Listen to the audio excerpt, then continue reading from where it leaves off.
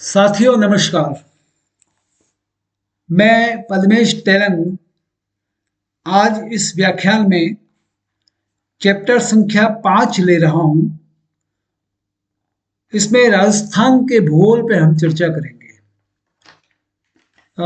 एक बार पुनः दोहराऊं कि ये जो व्याख्यान माला है ये फिनिशिंग टच के नाम से रिवीजन के बाद की भी जो बिल्कुल परीक्षा के आसपास में अत्यंत महत्वपूर्ण पॉइंट्स का जो फिनिशिंग टच किया जाता है उस मानसिकता को लेकर बनाई गई हैं, जिसमें संपूर्ण सिलेबस के सभी सब्जेक्ट्स में बिल्कुल चुनिंदा चयनित बिंदुओं पर इसकी रिकॉर्डिंग की जा रही है।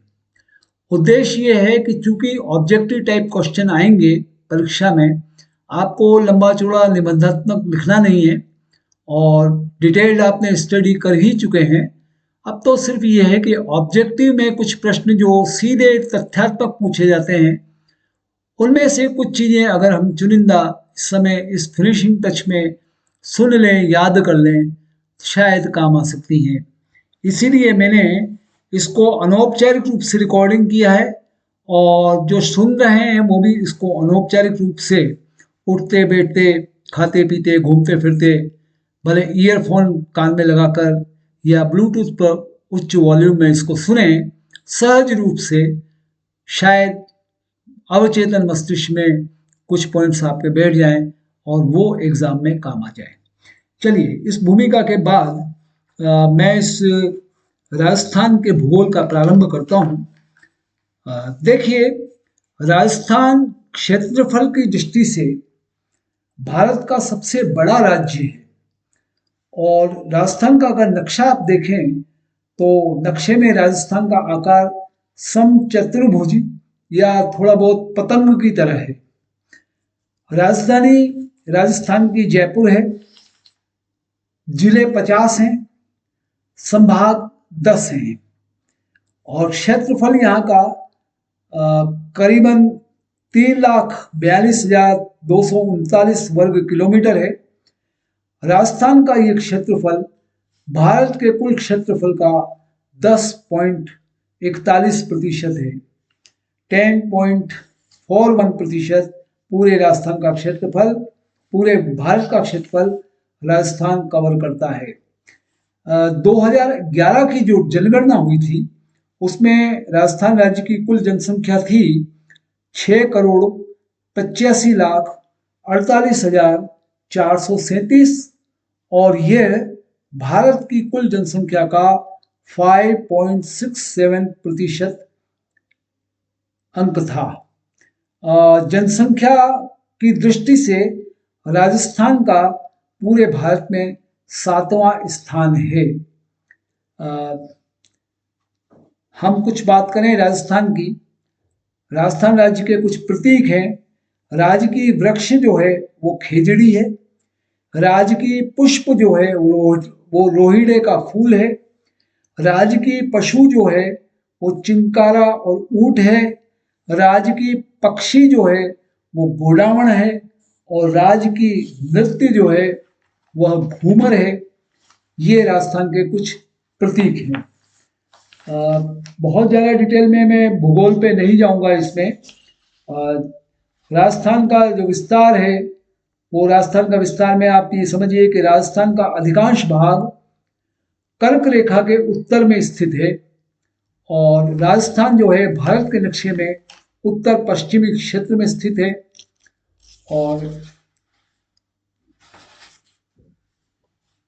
राजस्थान का जो पूर्व पश्चिम और उत्तर दक्षिण का विस्तार है उसमें कुल 43 किलोमीटर का अंतर है। बहुत ज़्यादा आंकड़ों में नहीं जाएंगे हम। राजस्थान के जो सीमावर्ती बिंदु हैं, राजस्थान के जो टॉप सीमा पे बिंदु हैं, उत्तरी छोर में श्री गंगानगर का कोणा गांव है, कोणा। दक्षिणी छोर में बांसवाड़ा का बोरकुंड गांव है। पश्चिमी छोर में जैसलमेर का कटरा गांव है और पूर्वी छोर में धौलपुर का सिलावट गांव है। ये तथ्यात्मक प्रश्न है, ऑब्जेक्टिव इन पे बन सकते हैं। और राजस्थान का जो बिल्कुल मध्यवर्ती बिंदु है भूगोल की दृष्टि से वो नागौर जिले का लाम्पोलाई गांव है। राजस्थान में कर्क रेखा करीबन 26 किलोमीटर की बांसवाड़ा और डूंगरपुर जिलों से होकर गुजरती है। अंतर्राष्ट्रीय सीमा की बात करूं तो भारत पाकिस्तान सीमा अर्थात रेड क्लिफ रेखा का विस्तार करीबन 3323 किलोमीटर है और उसमें से राजस्थान में से 1070 किलोमीटर रेखा का विस्तार है। राजस्थान में जो रेड क्लिफ रेखा है हिंदू मलकोट श्री गंगानगर से शाहगढ़ बाड़मेर तक फैली हुई है। राजस्थान कुल 5 राज्यों के साथ अपनी सीमा को साझा करता है और राजस्थान के पड़ोसी राज्य हैं पंजाब, हरियाणा, उत्तर प्रदेश, मध्य प्रदेश और गुजरात। कुछ और तथ्य बताएं आपको। रेड क्लिफ रेखा है। रेड क्लिफ रेखा पर सबसे लंबी सीमा जैसलमेर जिले की है और वर्तमान में चित्तौड़गढ़ ही एकमात्र विखंडित जिला है। विखंडित जिला मतलब एक सी पूरी भूभाग नहीं है, बीच में थोड़ा गैप है, दूसरा जिला आता है और फिर कुछ टुकड़ा चित्तौड़गढ़ जिले में है। ये वर्तमान का सिर्फ और सिर्फ एकमात्र ही ऐसा जिला है जो विखंडित है, चित्तौड़गढ़। इसके अलावा हम बात करें तो सर्वाधिक जिलों के साथ जो सीमा साझा करता है वो हमारा जयपुर ग्रामीण जिला है और राजस्थान के संभाग और जिले जो हैं, संभाग क्रमशः 1949 में बने, फिर 1962 में बने, फिर 1987 में बने, फिर 2005 में बने, फिर 2023 में बने। चलिए एक हम और चर्चा करें कि अभी जो वर्तमान मुख्यमंत्री हैं भजनलाल शर्मा, उनके द्वारा इसी वर्ष 2024 में ललित के पवार समिति का एक गठन किया गया। ये एक IAS हैं ललित के पवार, उनकी समिति का गठन किया गया और जिसका उद्देश्य नए जो बने जिले थे, पिछली सरकार कांग्रेस ने बनाई, उसकी पुनः समीक्षा करना है और उसकी सिफारिश के आधार पर अभी कुछ जिले कम कर दिए गए हैं, कुछ जिले, कुछ संभाग भी। तो इस समिति की सिफारिश के आधार पर कुछ संभाग कम हुए हैं, कुछ जिला कम हुए हैं।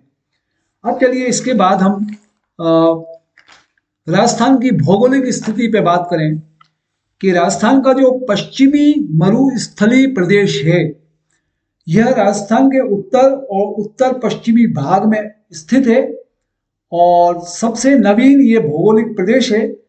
इसे टेथिस सागर का अवशेष माना जाता है और इस पश्चिमी मरुस्थलीय प्रदेश में पारंपरिक और गैर पारंपरिक ऊर्जा संसाधन दोनों ही उपलब्ध हैं, इसलिए इसे विश्व का पावर हाउस भी कहा जाता है। यह एक प्रश्न बनता है, विश्व का पावर हाउस कौन सा एरिया है? तो राजस्थान का पश्चिमी मरुस्थलीय प्रदेश है और इस भौगोलिक प्रदेश में स्थित जो चंदन नलकूप है, चंदन नलकूप जैसलमेर का, उसको थार का घड़ा कहा जाता है। तो एक प्रश्न बनता है, थार का घड़ा कौन सा है? नलकूप जो है, चंदन नलकूप जैसलमेर का, उसको थार का घड़ा कहा गया है। उसके बाद हम पूरे भूमि स्थल पे अगर चलते हैं तो एक शब्द आता है लाठी सीरीज। लाठी सीरीज क्या है कि यह अवसादी चट्टानों में पाई जाने वाली एक भूमि के अंदर की जल पेटी है और ये जैसलमेर से पोखरण और मोहनगढ़ तक फैली हुई है। यहाँ सेवण घास जो है उसके मैदान पाए जाते हैं और सेवण घास पशुओं के लिए काफी पौष्टिक होती है। ये इसको लाठी सीरीज कहते हैं। एक शब्द है रेग। चट्टानी और रेतीली मरुस्थल के मिश्रित भूभाग को रेग कहा जाता है। ये एक दूसरी टर्म थी। कुछ हम बात करें कि यहाँ राजस्थान में अर्ध शुष्क मरुस्थलीय क्षेत्र भी हैं, घग्गर क्षेत्र है, शेखावटी क्षेत्र है। शेखावटी क्षेत्र में जहाँ रेत के टीलों के मध्य बारिश का पानी जमा होता है, उस जमा पानी को सर या सरोवर कहते हैं, जैसे मानसर, सालासर। और यहाँ पर पानी की उपलब्धता के लिए जो कुएं बनाए जाते हैं उन्हें स्थानीय लोग जोहड़ या नाड़ा कहते हैं। ये सब ऑब्जेक्टिव कुछ टर्मिनोलॉजी है, जोहड़ या नाड़ा जो कुएं हैं। और स्थानीय भाषा में इस मरु क्षेत्रीय भाषा में चरागाह भूमि को बीड़ कहा जाता है, बीड़। इसके अलावा लूनी क्षेत्र है, गोड़गांव बेसिन है, नागौर की भूमि है। एक हम मरुस्थलीय क्षेत्र के बाद अरावली पर्वतीय क्षेत्र की बात करेंगे, राजस्थान की। राजस्थान में इसे आड़ावाल पर्वत के नाम से जाना जाता है। और अरावली पर्वत जो है ये सबसे प्राचीन मोड़दार पर्वतमालाओं में से एक है। अरावली पर्वत गुजरात, राजस्थान, हरियाणा और दिल्ली तक फैला हुआ है। और राजस्थान में यह उत्तर पूर्व में खेतड़ी नीमका थाना से लेकर दक्षिण पश्चिम सिरोही तक फैला हुआ है।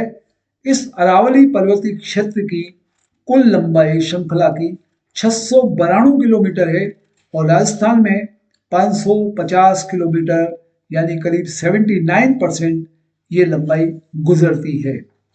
अरावली पर्वत की सर्वाधिक ऊंचाई सिरोही में है और सबसे कम ऊंचाई अजमेर में है। और अरावली पर्वत के कारण यहाँ ग्रेनाइट और बहुत सारे धात्विक खनिज भी पाए जाते हैं। अरावली जो पर्वतमाला है उसको 3 भागों में वर्गीकृत किया गया है। एक दक्षिणी अरावली है, राजसमंद और सिरोही के बीच में, उसकी सर्वोच्च चोटी है गुरु शिखर। एक मध्य अरावली है जो जयपुर और राजसमंद के बीच में है, उसकी सर्वोच्च चोटी है टाटगढ़। और एक उत्तरी अरावली है जिसकी स्थिति झुंझुनू और जयपुर के बीच में है और उसकी सर्वोच्च चोटी है रघुनाथगढ़। तो इस पे भी हम ज़्यादा विस्तार से नहीं जाएंगे। जिले हमने आपको बता दिए दक्षिणी, मध्य और उत्तरी अरावली का। इसमें एक बात और है, टर्म की बात जो कर रहे हैं कि दक्षिणी अरावली पहाड़ियाँ जो अजमेर से सिरोही तक फैली हुई हैं, इस क्षेत्र में कुछ दर्रे हैं, उन दर्रों को नाल या घाट कहा जाता है। और कुछ प्रमुख दर्रे बताएं हम आपको।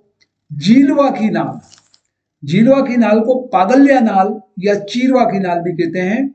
यह दर्रा मेवाड़ से मारवाड़ जाने वाले मार्ग को जोड़ता है और यह मुख्य रूप से राजसमंद पाली में स्थित है। एक है हाथी घोड़ा की नाल, ये राजसमंद में है और इसके पास में ही कुंभलगढ़ का किला भी है। एक है बोरांग घाट, बोरांग घाट जयपुर सिरोही जिले में स्थित है और यह उदयपुर को माउंट आबू से जोड़ता है। देसुरी की नाल है, ये राजसमंद पाली की सीमा पर है और मेवाड़ को मारवाड़ से जोड़ती है। गोरम घाट, एक गोरम घाट यहाँ की ज्योग्राफी है। ये गोरम घाट को राजस्थान का छोटा कश्मीर कहा जाता है। देखिए प्रश्न बनता है, छोटा कश्मीर किसको कहते हैं? गोरम घाट को कहते हैं। गोरम घाट राजसमंद जिले में है और इस एरिया में ब्रिटिश काल के समय का एक रेलवे ट्रैक है और जिस पर मावली रेलवे स्टेशन से खामली घाट रेलवे स्टेशन तक मीटर गेज ट्रेन चलती थी। और इस दर्रे से अब उदयपुर जोधपुर रेलवे लाइन गुजरेगी, ब्रॉड लाइन का काम चल रहा है। तो ये हमने कुछ राजस्थान की बात बताई।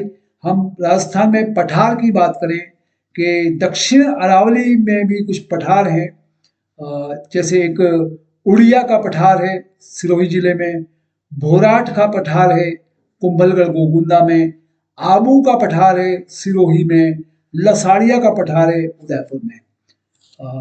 ज़्यादा पठार की चर्चा नहीं करेंगे। उत्तरी अरावली क्षेत्र की कुछ चोटियां बताएं हम आपको।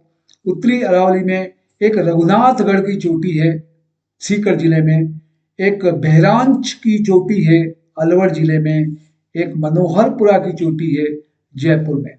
और ये उत्तरी अरावली की चोटियां थी। मध्य अरावली का जो क्षेत्र है उसकी चोटियों की बात करें तो टाटगढ़ की ऊपर की एक चोटी है टाटगढ़ पर, ब्यावर जिले में आती है। और एक नाग पहाड़ की चोटी है, अजमेर में आती है। तारागढ़ की चोटी है, वो अजमेर में आती है।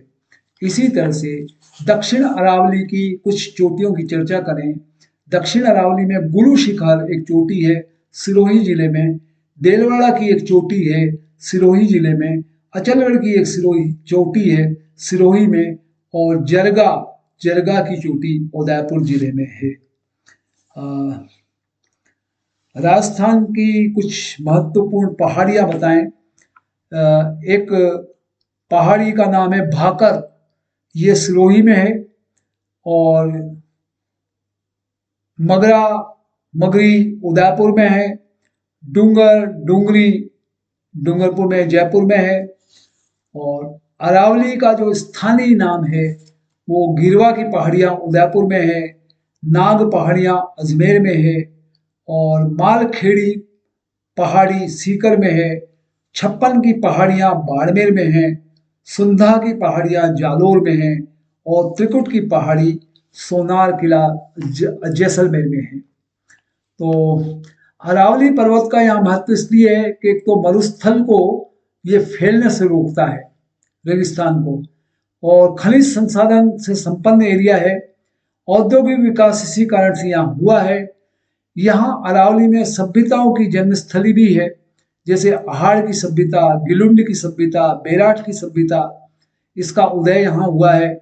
और जैव विविधता हॉटस्पॉट है, जैव विविधता मिलती है आपको, जीव बहुत सारे मिलते हैं अलग अलग टाइप के। और विभिन्न नदियों का उद्गम भी यहाँ है, जैसे बनास नदी, लूनी नदी, साबरमती नदी, ये सब अरावली पर्वत से ही निकली हुई है। इसके अलावा एक ज्योग्राफिकल एरिया है राजस्थान में, पूर्वी मैदानी क्षेत्र। पूर्वी मैदानी क्षेत्र का निर्माण नदियों से जो अवसाद है, जो डिपॉजिट निकलता है, उसके जमाव से पूर्वी मैदान नदी, पूर्वी मैदानी का क्षेत्र बन गया है। इसमें बनास बाणगंगा का बेसिन है, चंबल का बेसिन आता है, माही का बेसिन आता है। बनास का मैदान जो है उसमें ये मैदान बनास नदी और उसकी सहायक नदियों से निर्मित है। चंबल बेसिन या चंबल नदी या डांग क्षेत्र का पूर्वी मैदान का सबसे उत्तरी भाग है।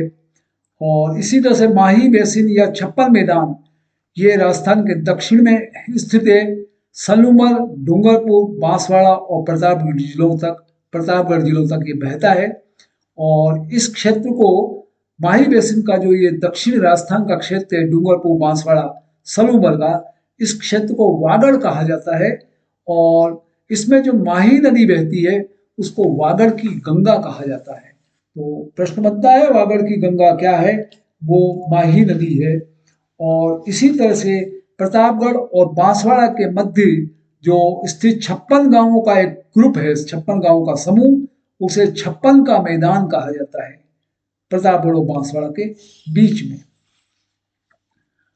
मैं इसके बाद दक्षिणी पूर्वी पठार क्षेत्र के बारे में थोड़ा सा बताऊंगा कि दक्षिण पूर्वी पठार क्षेत्र जो है ये हाड़ौती पठार के नाम से भी जाना जाता है।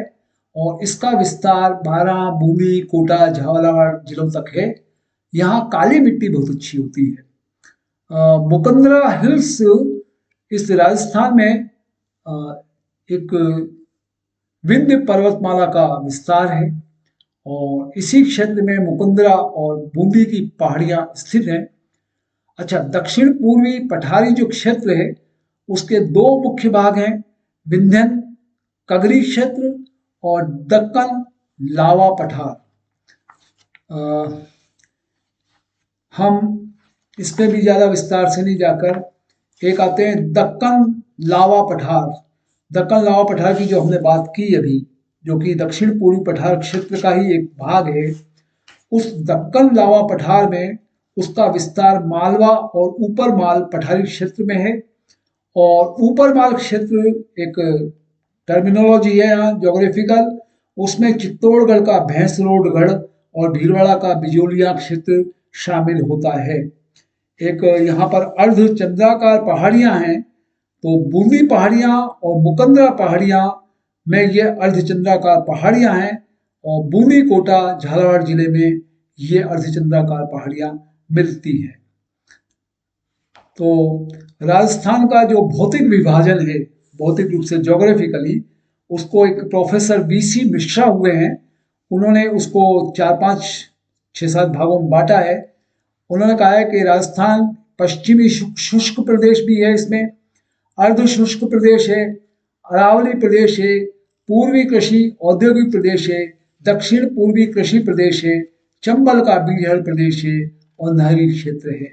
इन 7 भागों में प्रोफेसर वीसी मिश्रा ने राजस्थान का भौतिक विभाजन किया है। अगला टॉपिक हम लेते हैं राजस्थान की जो प्रमुख नदियां और झीलें हैं। नदियां और झीलों का राजस्थान में काफ़ी अच्छा नाम है। अरावली के पूर्व की ओर जो बहने वाली नदियां हैं वो बनास और चंबल हैं। ये आखिर में जाके बंगाल की खाड़ी में गिरती हैं।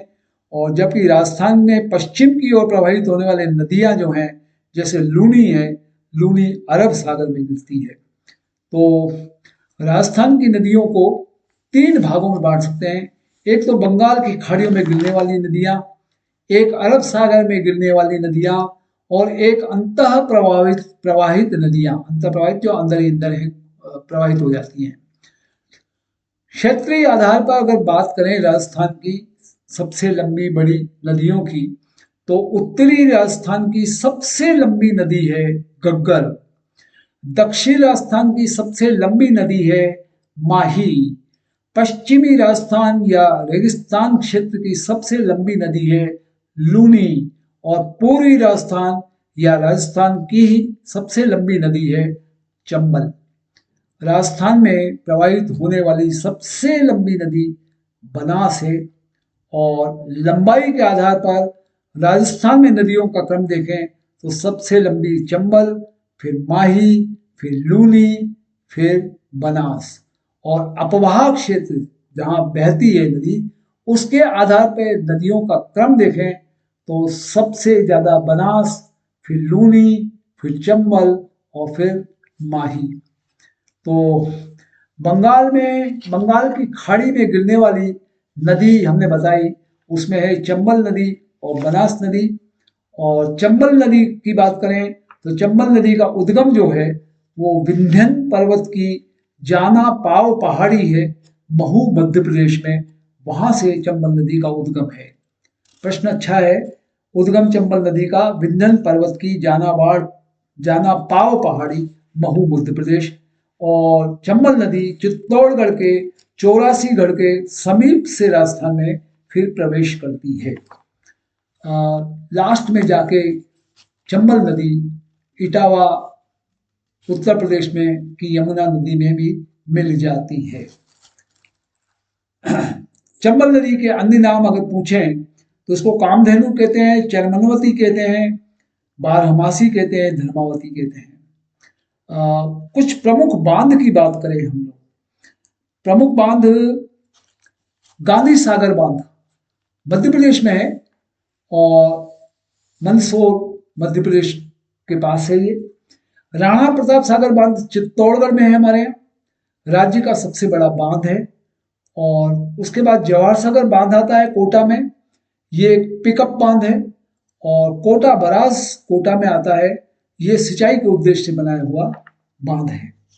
एक त्रिवेणी संगम बड़ा मशहूर नाम है। त्रिवेणी संगम मतलब 3 नदी, बनास, चंबल और सीप, 3 नदियों से मिलकर जो जगह बनती है उसको त्रिवेणी संगम कहा गया है। यह सवाई माधोपुर में रामेश्वरम घाट पर स्थित है। प्रश्न ये भी बनता है। और इसके बाद हम कुछ चंबल की सहायक नदियों की बात करें। एक चंबल की सहायक नदी है काली सिंध, जिसका उद्गम जो है वो बागली पहाड़ियां हैं मध्य प्रदेश में, देवास में, वहां से काली सिंध सहायक नदी निकलती है। और राजस्थान में प्रवेश करने का इसकी पॉइंट है झालावाड़ में बींदा गांव से प्रवेश करती है। ऐसे ही चंबल की एक सहायक नदी है पार्वती, ये राजस्थान की सबसे पूर्वी नदी है पार्वती। इसका उद्गम है मध्य प्रदेश का सीहोर और राजस्थान में प्रवेश करने का क्षेत्र इसका है बारां जिले का छतरपुरा गांव। कुछ और नदियां हैं राजस्थान में। आलनिया नदी है कोटा के मुकुंदरा पहाड़ की। कुराल नदी है ऊपर माल पठार भीलवाड़ा से। ब्रह्माणी या बामणी नदी है हरिपुरा की पहाड़ी चित्तौड़गढ़ की। परवन नदी है शेरगढ़ जिसके किला शेरगढ़ जिसके किनारे बसा हुआ है। चंबल की हमने बात कर ली। इसके बाद हम बनास नदी की बात करते हैं। बनास नदी चंबल नदी की सबसे बड़ी सहायक नदी है। इसका जो उद्गम है वो खमनोर राजसमंद की पहाड़ियां हैं। खमनोर राजसमंद जिले में एक जगह है। इस बनास नदी को, जो कि मौसमी नदी है, ये मौसमी नदी को वन की आशा या वर्णाशा के नाम से भी जाना जाता है। और इस पे बनास नदी पे कुछ बांध बने हैं। नंदसमंद बांध है राजसमंद जिले में।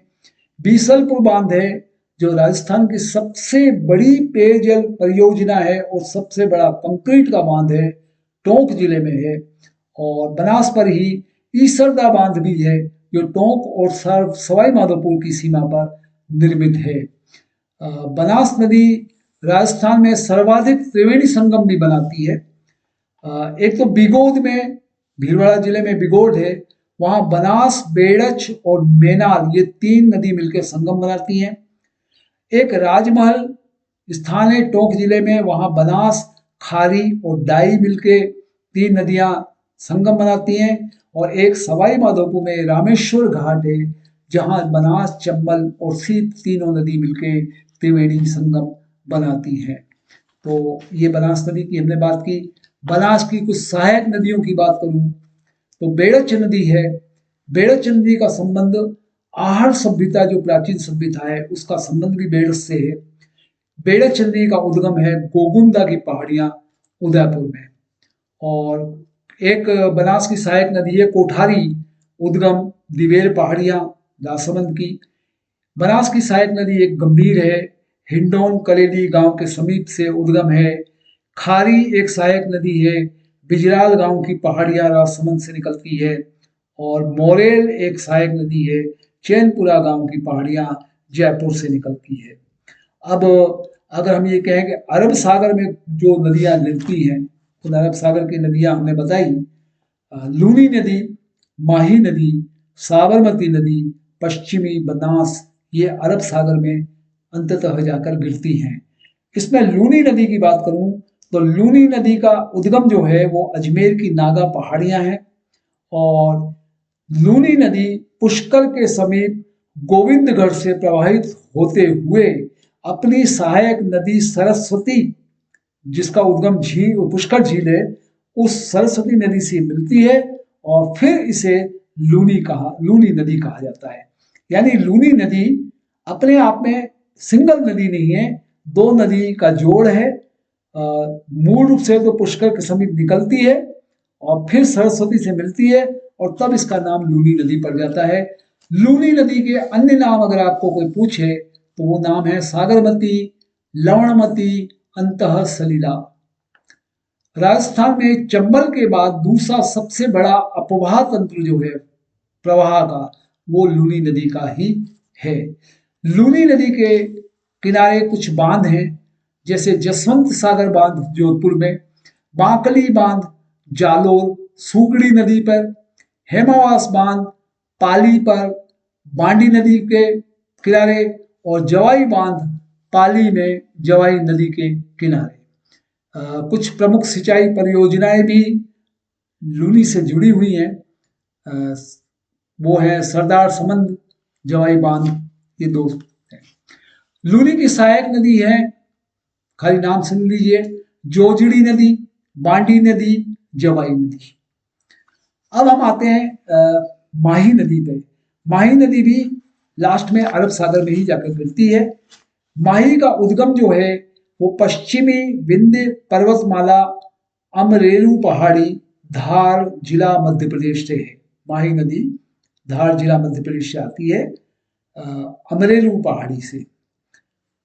उसके बाद ये वहां से बहती हुई आती है और बांसवाड़ा जिले में खांडू एक जगह है, खांडू के पास से राजस्थान में प्रवेश करती है।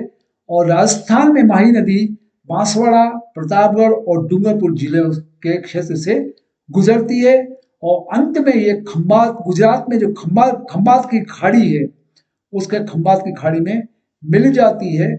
और माही नदी के रास्ते में 3 प्रदेश आते हैं देश के, मध्य प्रदेश, राजस्थान और गुजरात। अच्छा, माही नदी का जो मैदानी क्षेत्र है उसको 56 का मैदान कहा जाता है। प्रश्न बन सकता है, 56 का मैदान माही नदी का मैदानी क्षेत्र है। और माही नदी से बेणेश्वर, डूंगरपुर का नवाटापुर एक जगह है, नवाटापुरा, तो उसमें माही नदी से बेणेश्वर, इस नवाटापुर में सोम और जाखम नदी से मिल जाती है माही नदी, और वहां भी एक त्रिवेणी संगम कहा जाता है बेणेश्वर डूंगरपुर में, जहाँ सोम, जाखम और माही नदी मिल रही हैं। और इस त्रिवेणी संगम में हर वर्ष माघ पूर्णिमा के अवसर पर एक भीलों का कुंभ, बहुत बड़ा आदिवासी मेला लगता है, बेणेश्वर का मेला, जिसको भीलों का कुंभ कहा जाता है। माही के किनारे कुछ प्रमुख बांध हैं। माही बजाज सागर बांध बांसवाड़ा में है, कागदी पिकअप बांध बांसवाड़ा में है और जाखम बांध प्रतापगढ़ में है। और माही नदी की एक खासियत है कि जो कर्क रेखा गुजर रही है हमारे यहाँ, वो कर्क रेखा को माही नदी 2 बार काटती है, 2 बार क्रॉस करती है माही नदी। माही नदी की सहायक नदियों की बात करें, सोम नदी है, उदयपुर की बिछामेड़ा पहाड़ियों से निकलती है। माही की सहायक नदी अनास नदी है, विंध्याचल पहाड़ी मध्य प्रदेश से निकलती है। और माही की सहायक नदी जाखम नदी है, जिसका उद्गम राजस्थान का प्रतापगढ़ जिला है। और इस जाखम नदी के किनारे पे एक बहुत बड़ा अभयारण्य है, जिसको सीता माता वन्य जीव अभयारण्य कहते हैं, जहाँ पशु, जो वन्य जीव हैं, उनका संरक्षण होता है। तो ये भी प्रश्न बनता है कि सीता माता वन्य जीव अभयारण्य जाखम नदी के किनारे है। अब हम एक नदी की ओर चर्चा करेंगे जो अरब सागर में गिरती लास्ट में जाके, साबरमती नदी। साबरमती नदी का उद्गम जो है पदराना हिल्स उदयपुर है। और साबरमती नदी के किनारे देश के 2 बड़े शहर गांधीनगर और अहमदाबाद हैं गुजरात के। और साबरमती नदी को भी हम, चूंकि उदयपुर पदराना हिल्स से निकली हुई है उद्गम, इसलिए इसकी चर्चा करते हैं। एक राजस्थान की जो अंतः प्रवाही नदियों की बात कर रहे थे, जो अंदर प्रवाह जिनका है, तो भारत की सबसे बड़ी जो अंतः प्रवाही नदियों का अपवाह तंत्र है, यानी ऐसा अपवाह तंत्र जिसकी नदियां महासागर या समुद्र तक नहीं पहुंचती है, वो राजस्थान में है। और इस क्षेत्र की अंतः प्रवाही नदियां सभी वर्षा होती है, वर्षा की एक तरह से मौसमी नदियां हैं, और मुख्य रूप से राज्य के उत्तर पश्चिम और पश्चिमी क्षेत्रों में है। इसमें सबसे लंबी अंतः प्रवाहित अपवाह तंत्र जो है वो घग्गर नदी का है, ये किसी महासागर में नहीं मिलती है। और सबसे छोटा जो अंतः प्रवाहित अपवाह तंत्र है राजस्थान में, वो है काकरी नदी का, ये भी किसी समुद्र या महासागर में नहीं जा मिलती है।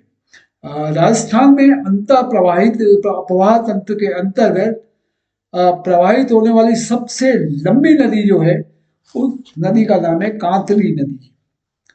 मैं कुछ नदी की ओर चर्चा करूं। एक बाणगंगा नदी है जो जयपुर जिले में बेराट पहाड़ियों से निकलती है। और बाणगंगा नदी का दूसरा नाम है अर्जुन की गंगा। ये प्रश्न भी बनता है, अर्जुन की गंगा बाण नदी को कहते हैं। और वर्षा अधिक होने पर इस बाणगंगा नदी का प्रवाह उत्तर प्रदेश तक रहता है, और जब विपरीत वर्षा कम हो जाती है तो ये भरतपुर में ही अंतर प्रवाहित हो जाती है, आउट ऑफ राजस्थान नहीं जाती है। और तब इसे रुडिंत सरिता के नाम से जाना जाता है, रुडिंत सरिता के नाम से। तो रुडिंत सरिता भी एक तरह से बाणगंगा नदी ही है, लेकिन तब कहलाती है जब भरतपुर तक ही सीमित रह जाती है। और इस नदी के किनारे बेराट सभ्यता भी अवस्थित थी। इसके किनारे प्रमुख बांध रामगढ़ बांध जयपुर है, अजान बांध भरतपुर है। एक नदी की चर्चा हम और करेंगे, घग्गर नदी। घग्गर नदी का उद्गम जो है हिमाचल प्रदेश में शिवालिक की पहाड़ियां हैं और घग्गर नदी राजस्थान में प्रवाहित होने वाली एकमात्र हिमालयी नदी है। एकमात्र हिमालयी नदी जो राजस्थान से गुजरती है घग्गर नदी है।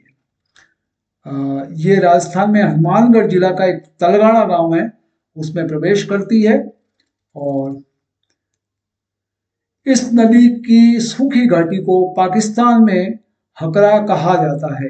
हकरा कहा जाता है और गंगानगर में इसे नाली कहा जाता है और इसीलिए इस क्षेत्र में नाली किस्म की गंगानगर में भेड़ें पाई जाती हैं। कुछ नदी और हैं, कांतली नदी है सीकर की, साबी नदी है सेवर हिल्स जयपुर की, रूपा रेल नदी है उदयनाथ पहाड़िया अलवर की, काकने या काकनी नदी है जैसलमेर जिले के कोटारी गांव से, रूपगढ़ नदी है किशनगढ़ तहसील में सलेमाबाद उद्गम से, मैंथा नदी है उद्गम है मनोहरपुरा पहाड़ी जयपुर से। तो ये नदियों की हमने बात की। अब हम झीलों पर आते हैं। राजस्थान की जो प्रमुख झीलें हैं दो तरह की हैं, एक तो खारे पानी की झीलें हैं, एक मीठे पानी की झीलें हैं।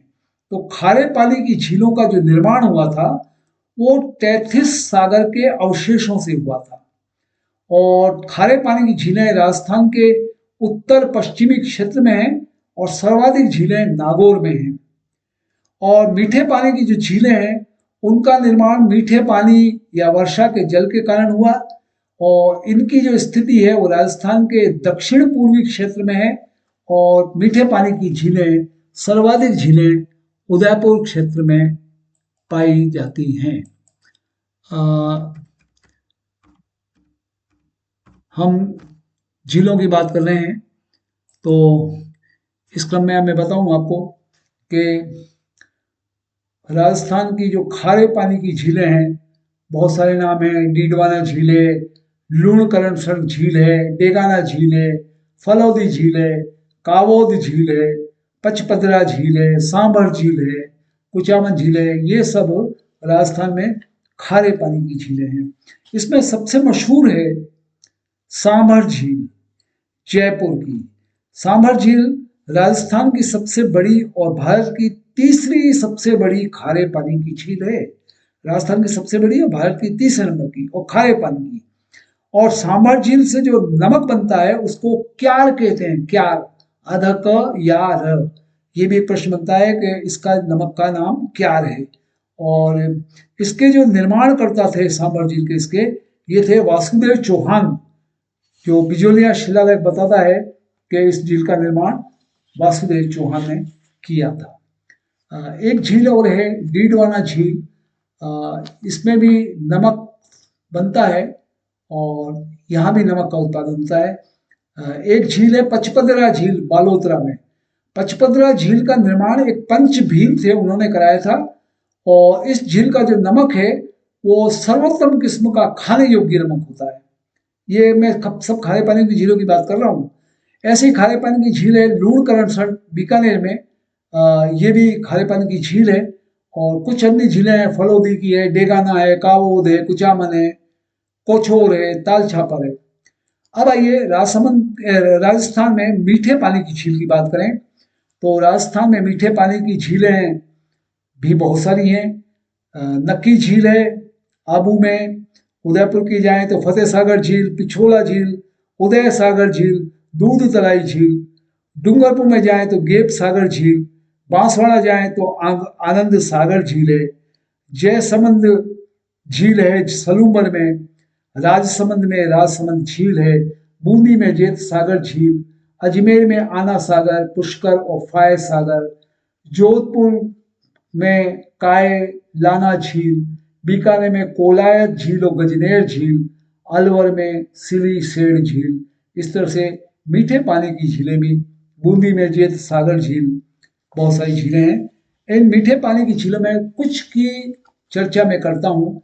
उदयपुर की फतेह सागर झील, निर्माण 1678 में महाराणा जय सिंह द्वारा। जयसमंद झील सलूमर, निर्माण गोमती नदी पर 1685 से 1691 के मध्य उदयपुर के राणा जयसिंह द्वारा। अच्छा, जयसमंद झील एशिया की दूसरी सबसे बड़ी और राजस्थान की सबसे बड़ी मानव निर्मित मीठे पानी की झील है। यह झील ढेबर नाल में स्थित है और इसलिए इसे ढेबर झील भी कहा जाता है। जयसमंद झील को ढेबर झील भी कहा जाता है। एक उदयपुर की बड़ी मशहूर झील है पिछोला झील। यह उदयपुर में है और इसका निर्माण 14वीं शताब्दी के अंत में राणा लाखा के शासनकाल में एक बंजारे ने करवाया था। और इस झील पर 2 द्वीप हैं, एक जग निवास और एक जग मंदिर। और कहते हैं कि विद्रोह के दौरान शाहजहां ने यहाँ पर शरण ली थी। उदय सागर झील उदयपुर में है, दूधतलाई झील उदयपुर में है। एक गेप सागर झील डूंगरपुर में जो है उसकी चर्चा करें। गेप सागर की झील का निर्माण 1428 में महाराजा गोपीनाथ गाईपा रावल द्वारा करवाया गया था। और इसी तरह से आनंद सागर झील बांसवाड़ा में है, जिसका निर्माण महारावल जगमाल सिंह की रानी लौंची बाई द्वारा किया गया था। माउंट आबू की एक पर्यटन की बड़ी अच्छी मशहूर झील है नक्की झील। यह राज्य की सबसे ऊंची और गहरी झील है। राजसमंद जिले में इसका निर्माण महाराणा राज सिंह ने अकाल हुआ था, अकाल राहत कार्यक्रम के अंतर्गत गोमती नदी पर करवाया था। और राजसमंद झील भारत में अकाल राहत कार्यक्रम के अंतर्गत निर्मित पहली झील है। किसी राजा ने अकाल से सुरक्षा कराने के लिए जनता को ये झील बना के दी। राजसमंद झील के किनारे पे एक नौचोगी करके बड़े अच्छी नक्काशीदार छतरियां हैं, उसमें एक शिलालेख है राज प्रशस्ति जिसको कहते हैं, और वो विश्व में संस्कृत भाषा में लिखा हुआ सबसे लंबा शिलालेख है। नौचोकी राजसमंद झील पर राज प्रशस्ति 25 नक्काशीदारी शिलालेख है ये, और विश्व का सबसे लंबा लेख है। और इसके रचना राज प्रशस्ति को लिखने वाले एक दक्षिणी ब्राह्मण थे, रणछोड़ भट्ट तैलंग। आनासागर झील अजमेर में है। फॉयसागर झील अजमेर में है। फॉयसागर झील का नाम एक अंग्रेज इंजीनियर थे फॉय के नाम पे रखा गया। और आनासागर झील जो है उसका निर्माण पृथ्वीराज चौहान के पितामह अरुणोराज ने करवाया था बांडी नदी पर। पुष्कर झील की चर्चा हम करें। पुष्कर झील राजस्थान की सबसे बड़ी प्राकृतिक मीठे पानी की झील है और भारत का पहला ब्रह्मा का मंदिर और उनकी पत्नी सावित्री देवी का मंदिर भी पुष्कर झील के तट पर स्थित है। कायलाना झील है जोधपुर में, कृत्रिम झील है। कोलाई झील बीकानेर में है। निर्माण इसका महर्षि कपिल ने अपनी माँ की मुक्ति के लिए करवाया था। और बीकानेर में एक गजनेर झील है, इसे पानी का शुद्ध दर्पण भी कहा जाता है। और इसी तरह से सिलीसेट झील भी है अलवर में। तो भारत की एक राष्ट्रीय झील संरक्षण योजना है, राष्ट्रीय झील संरक्षण योजना NLCP। ये झीलों को ऐसे जल निकाय के रूप में परिभाषित करता है। झील किसको कहते हैं उसकी परिभाषा देता है ये NLCP, कि जिनकी कम से कम गहराई 3 मीटर हो, सतही क्षेत्र 10 हेक्टेयर से ज्यादा हो और जलीय वनस्पति उसमें न्यूनतम हो, उसको झील कहेंगे। तो राष्ट्रीय झील संरक्षण कार्यक्रम जो हुआ उसमें भारत के 14 राज्यों की 58 झीलों को शामिल किया गया। सबसे अधिक झीलें कर्नाटक की थी, लेकिन भारत सरकार के राष्ट्रीय झील संरक्षण योजना के 14 राज्यों की 58 झीलों में राजस्थान की जो शामिल की गई झीलें हैं उनमें आना सागर झील है, पुष्कर झील है, फतेह सागर झील है, पिछोला झील है और नक्की झील है। यहाँ हम विश्राम लेंगे, राजस्थान का भूगोल कंटिन्यू चल रहा है। अगले व्याख्यान में राजस्थान की जलवायु से शुरुआत करेंगे। तब तक बने रहिए। एक दफे फिर ये जो फिनिशिंग टच के नोट्स आप सुन रहे हैं, इसके संग मेरी शुभकामनाएं हैं परीक्षा में आपकी सफलता के लिए। धन्यवाद।